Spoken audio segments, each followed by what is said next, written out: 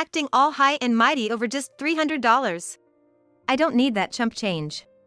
Chuckling, my son and his wife looked down on me, hurling harsh words. I've been supporting them for a decade since they said they were struggling financially. Despite seeing the two of them never settling into steady jobs, I bit my tongue and tried to find a way to help. Look at the thanks I get. Why did I even think of helping these people? I believed that someday they'd appreciate my feelings and soften their attitude. But that day never came. Isn't that a clear answer? I can't help but be angry at them, who laugh and are like, "It's not enough." Or, "It's just pennies."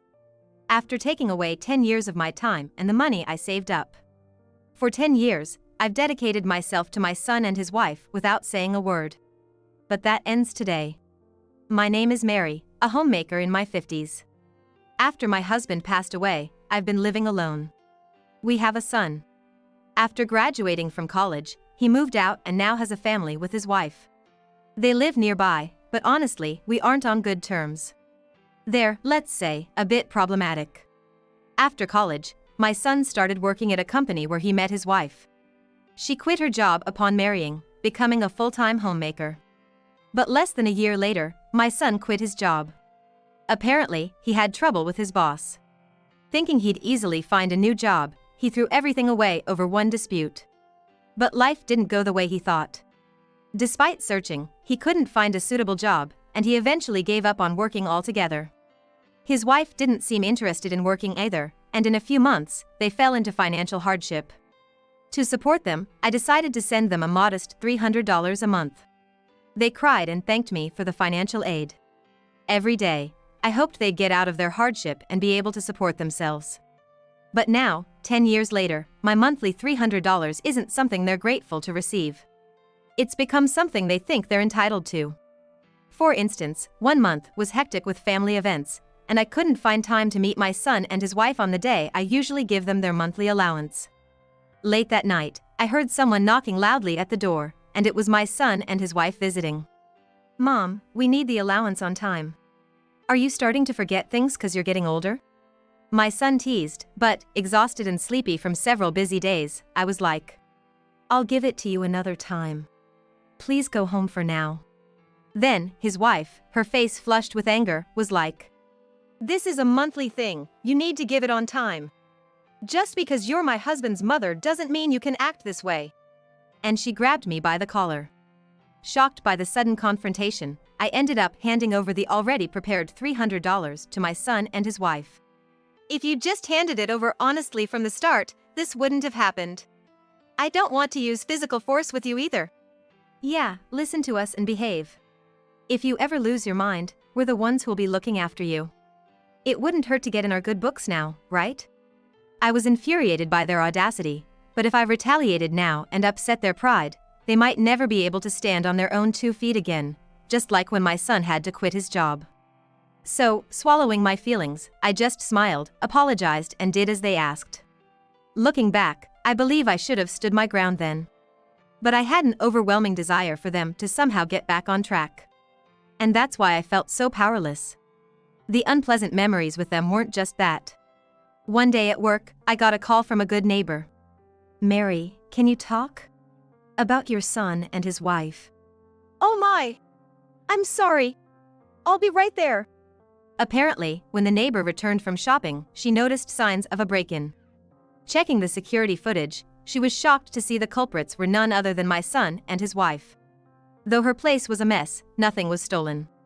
Aware of my situation with them, she chose to contact me first. I left work early, got in touch with my son and his wife, and the 3 of us went to apologize. "I'm truly sorry." I kept apologizing, but my son and his wife showed no remorse. The neighbor looked displeased, but the matter was settled when I agreed to compensate for the broken window. But on the way back, they said something unbelievable. "Why are old folks so petty? We just wanted to borrow some stuff." I was so stunned that I could only utter like, "What?" But they went on, not even looking at me. "Yeah, we broke a window and made a mess, but we didn't steal anything. Isn't she overreacting?" I couldn't believe my ears. My son just nodded along. I just couldn't grasp what on earth they were talking about and was silent the whole time, seeing the scene unfold before my eyes. I should have definitely spoken my mind to them without getting scared. Not doing so showed my weakness. Still, from then on, I noticed their increasingly aggressive behavior, but fortunately, they didn't cause any major issues except for that incident with the neighbor. So, I continued to provide for them, hoping they'd one day be independent. When they asked for something, I'd buy it if I could afford it. My son wanted gadgets to socialize with his friends. His wife wanted luxury brand items so she wouldn't feel inferior to others. Their demands escalated, and they began to rely on me for everything. Even on my days off, they'd call me over to do household chores. I started working tirelessly. They started asking me more than just money. Living requires money. They had neither the means nor the will to earn their own, so I had no choice but to support them. No matter how tired I was, I committed to my job and did any chores they asked, even if I was exhausted. As a result, I was worn out. Dark circles formed under my eyes, my skin got rough, and dizziness became a regular companion. My son and his wife laughed at me and were like, "You look like a monster." Moreover, his wife pointed a finger at me and was like, "She's given up on being a woman." I didn't even have the energy to fight back against such harsh words. I had a gut feeling that I was reaching my breaking point. But I believed that if I didn't keep going and working, both their lives and mine would fall apart. So I did my best, pushed through, and somehow managed to keep going. Truth be told, I had wanted to lean on someone, cling to them, and just give up a long time ago. One day, as I was doing chores at my son's house, a minor incident triggered a fight. Because I was exhausted and on edge from many days of strain, every little action of theirs irked me. His wife then made a snide comment. "Acting all high and mighty over just $300.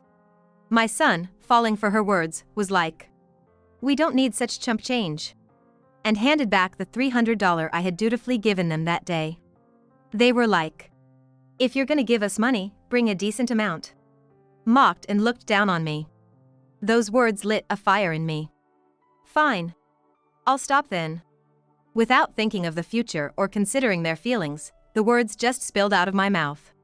They both tilted their heads in confusion, but when I started packing my things to leave, they burst out laughing. "Come on, Mom. Stop joking. If we left you, you'd be all alone. You wouldn't have the guts to live on your own without your precious son and his wife." "Mary, when did you become such a joker? That joke wasn't funny at all. You had me worried for a second there." They thought I was just speaking out of frustration and wasn't serious about stopping the financial support. They continued to taunt me. "If you've got the guts, go ahead.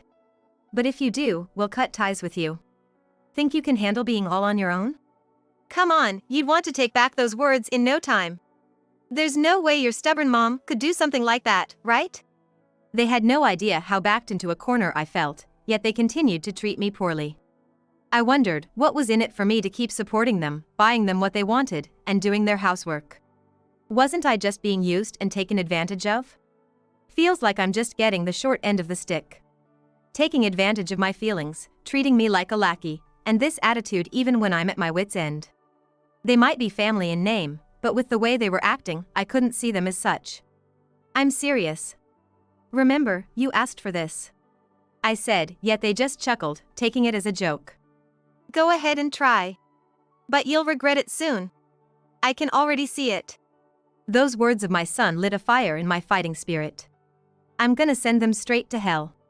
I'll show them just how valuable a person I am and how unforgivable it is to act so brutally towards me. As I packed up to head home, all I could think about was how I was gonna drag them down. For starters, I cut off all the support I had been giving to my son and his wife, just as I had promised. No more money transfers, no financial aid, and no more helping around the house. Nothing. From my perspective, after having lived for the sake of my son and his wife, taking this action without considering their needs was something I had never done before. Now I could take a break without worrying about them. I could spend my money for myself and do the chores just to my satisfaction. I realized firsthand how wonderful it feels to live this way. My son and his wife thought I'd never be able to sever ties with them and live on my own, but in reality, this life of independence that I had been yearning for over a decade was exactly what I got. Furthermore, I decided to put more pressure on them. In fact, the apartment my son and his wife live in, I had taken on the lease for them after they got evicted from their original place because they fell on hard times.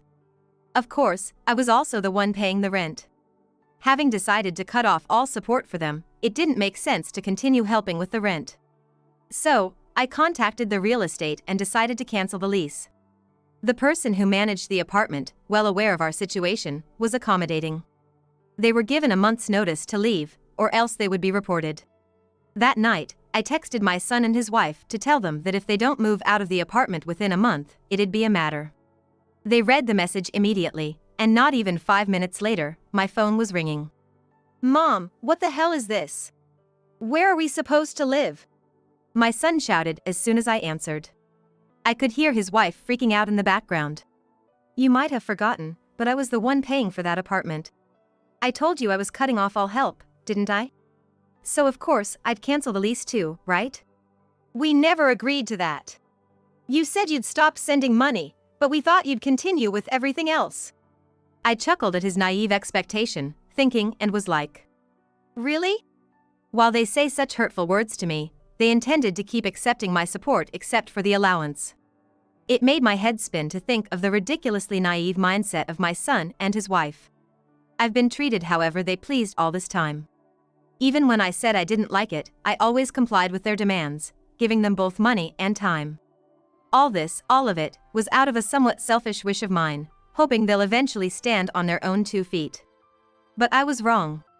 Because they're the type to take advantage as much as they're pampered. In that case, it would have been much better to make my position clear and make them listen. I was the one who gave them allowance, provided financial support beyond that, and did the housework for them. Any way they look at it, I held the upper hand, and they should have been grateful and respect to me. Yet, they treated me with complete disrespect, like I was some kind of servant, a mere tool, an ATM, using me however they liked, and then, to add insult to injury, they even laughed at me when I was at my wit's end. Why did I try so hard for such an insane couple? Even when they treated me unfairly, I kept my mouth shut and let them have their way. Doing all that, they never reciprocated my feelings. Instead, they just kept taking advantage of me. Only when I reached my breaking point did I realize how lowly and selfish they truly are, and how they never really saw me as family. They might have seen me as a tool, but never as family, not even a bit.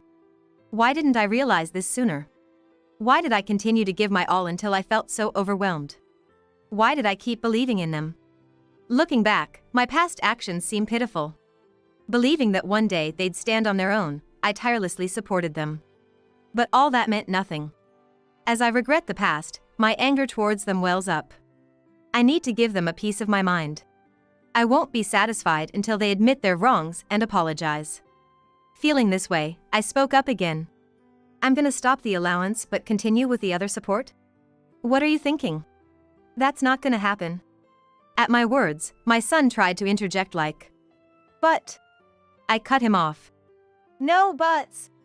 You get me? Your lives have always depended on me. If you upset me just once, if I ever felt like not helping you, you'd be done for.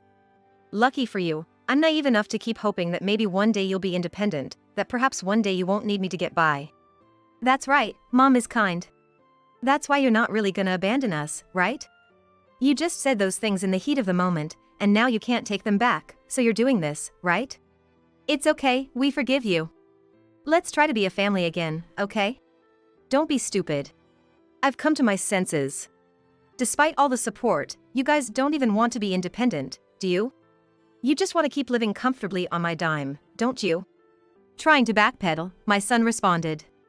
That's not it. We did want to be independent. But we can't. We don't even feel like looking for jobs. My wife feels the same. We did our best in our own way. But it was just impossible. Almost laughing at his response. How dare they say they did their best in their own way? I've been keeping an eye on my son and his wife for several years.